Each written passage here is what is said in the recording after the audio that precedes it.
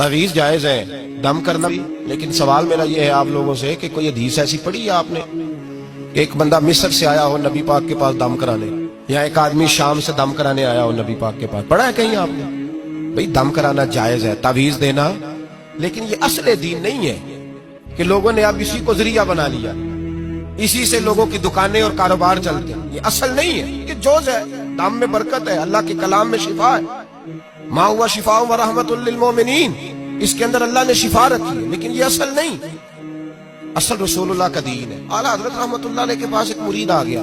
आजकल तो मिठाई होती है, उस जमाने में पेड़े होते थे, तो पेड़ों की एक टोकरी लाया, यूं समझ ले मिठाई का डब्बा लाया। आला हजरत ने फरमाया कैसे आए हो? हुजूर जियारत करनी थी। फरमाया कोई हुक्म मेरे लिए? का जियारत। भाई बात ये छोटी है, लेकिन इन बातों का पस मंजर देखो और आज के जमाने में इन बातों को परखो तो देखो दीन किस तरह बेचा जा रहा है। मिठाई का डब्बा लाया है, क्या हुक्म था? का जियारत करनी थी। कोई बात तो बताओ, का जियारत करनी थी। आला हजरत ने ना वो मिठाई का डब्बा तालिब इल्म को कहा पेड़े जाओ घर दे आओ। वो घर दे आया तो थोड़ी देर के बाद मुरीद कहने लगा हुजूर एक तावीज भी चाहिए था।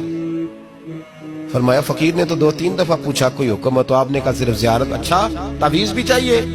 कागज कलम मंगाया, तावीज लिखने लगे और तालिब इल्म से कहा वो डब्बा तो ले आओ घर से मिठाई का। वो बच्चा अंदर से क्या डब्बा लाया।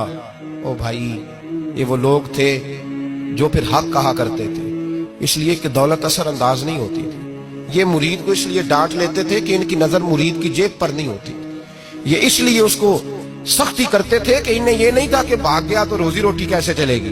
कहा आला हजरत फाजिल डब्बा लाओ, तो वो घर से डब्बा मिठाई का उठा लाए। आला हजरत ने तावीज भी दिया। वो कहता है जब डब्बा आया ना तो आला हजरत ने हुक्म दिया ना डब्बा भी मंगाओ। अब उन लफ्जों में जलाल इतना था कि मैं घबरा गया, पता नहीं अब क्या बनेगा, मैं बोल ना सका। डब्बा आ गया, आला हजरत ने वो मिठाई का डब्बा भी वापस किया और तावीज भी दिया और एक जुमला कह के नमाज पढ़ने चले गए। एक जुमला फरमाने लगे अपना मिठाई का डब्बा ले जा, अहमद रजा तावीज बेचा नहीं करता।